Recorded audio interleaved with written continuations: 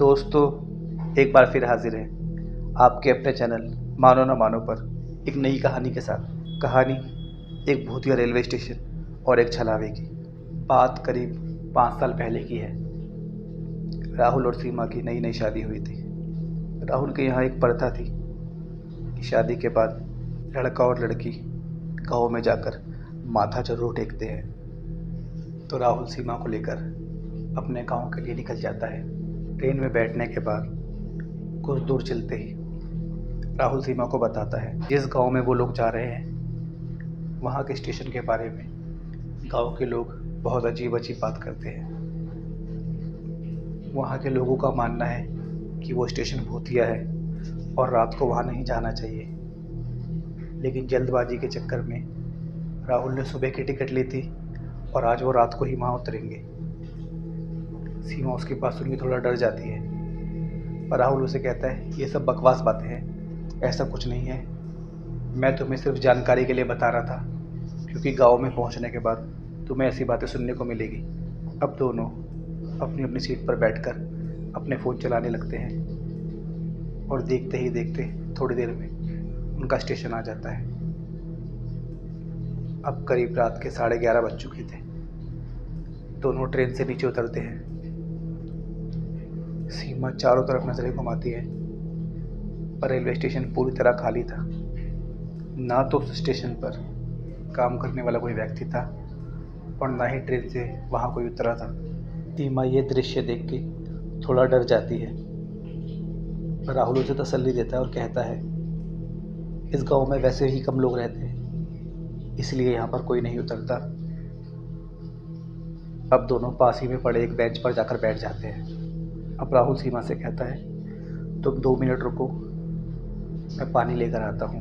ये कहकर राहुल पानी लेने चला जाता है। राहुल के जाने के थोड़ी देर बाद ही सीमा को ऐसा लगता है स्टेशन पर कोई चल रहा है।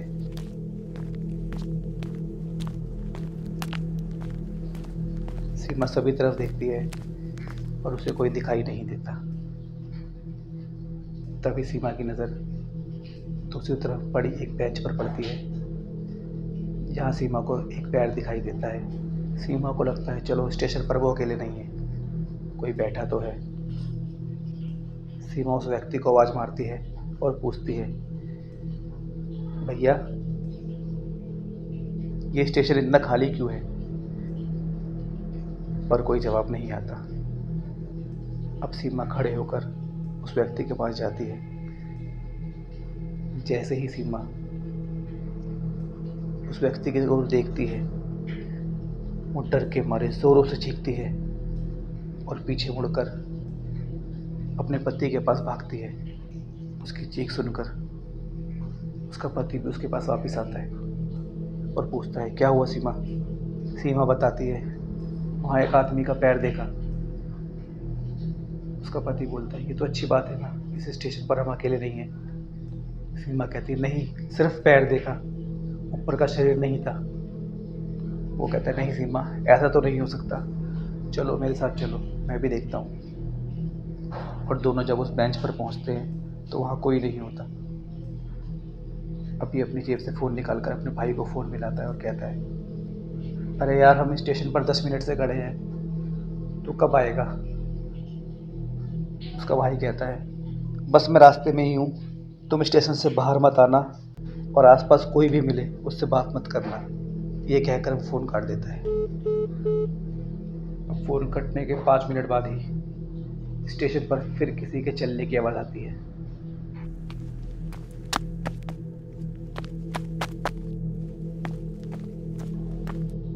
सीमा के साथ साथ ये आवाज़ अब उसके पति ने भी सुनी।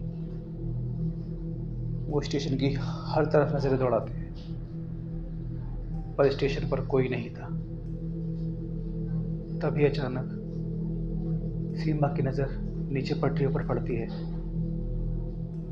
जहाँ एक व्यक्ति पटरियों पर चल रहा होता है और कुछ कदम चलने के बाद अचानक गायब हो जाता है। ये नज़ारा देख वो पूरी तरह कांपने लगती है और अपने पति से कहती है मुझे स्टेशन पर नहीं रुकना, ये रेलवे स्टेशन भूतिया है, चलो यहाँ से बाहर चलो, मुझे अभी बाहर जाना है।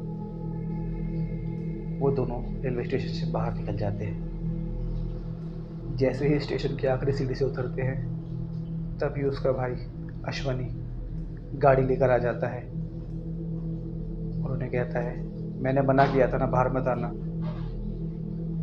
वो दोनों कहते हैं, सारी बात बाद में बताएंगे, पहले चलो यहाँ से।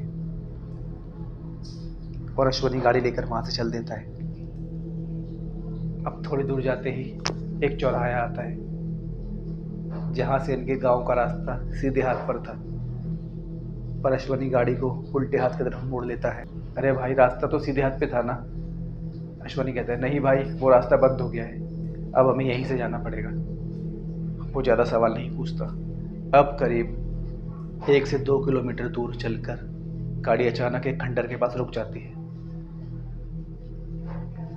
अश्वनी बताता है, लगता है गाड़ी खराब हो गई है, आप लोग सामने इंतज़ार करो, मैं पास ही के गांव से किसी मैकेनिक को बुला कर लाता हूँ। अब सीमा और उसका हस्बैंड सामने बने खंडर की ओर चले जाते हैं।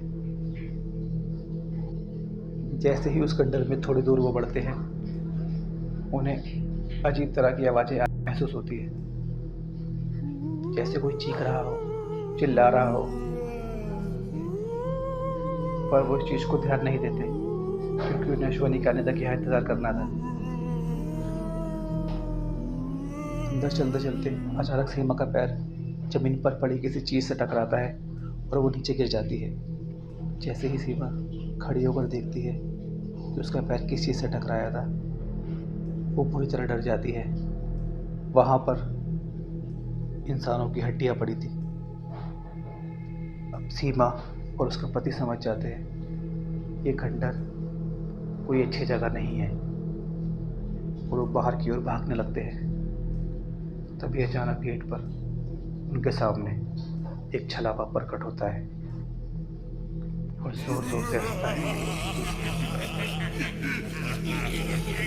जो एक बार इस खंडर में आ गया वो बाहर नहीं जा सकता।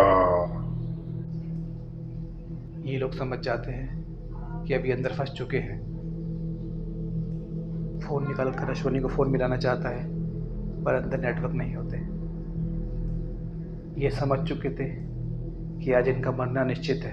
फिर ये आखिरी बार एक आखिरी कोशिश करना चाहते हैं। दोनों एक दूसरे का हाथ पकड़कर पूरी जोरों से उस खंडर के बाहर दौड़ लगाते हैं और उस छलावे को पार करते हुए बाहर की ओर निकल जाते हैं। अब थोड़ी दूर भागने के बाद ही वो देखता है फ़ोन में नेटवर्क आ जाता है। वो तुरंत अश्वनी को फ़ोन मिलाकर कहता है, भाई कहाँ पर है? तूने तो कहा था किसी को बुला के लाएगा, यहाँ तो ना तू है ना तेरी गाड़ी। अश्वनी कहता है, मैं तो पिछले 15 मिनट से तुम्हें रेलवे स्टेशन में ही ढूंढ रहा हूँ। मैंने कहा था ना जब तक मैं ना हूँ बाहर मत निकलना।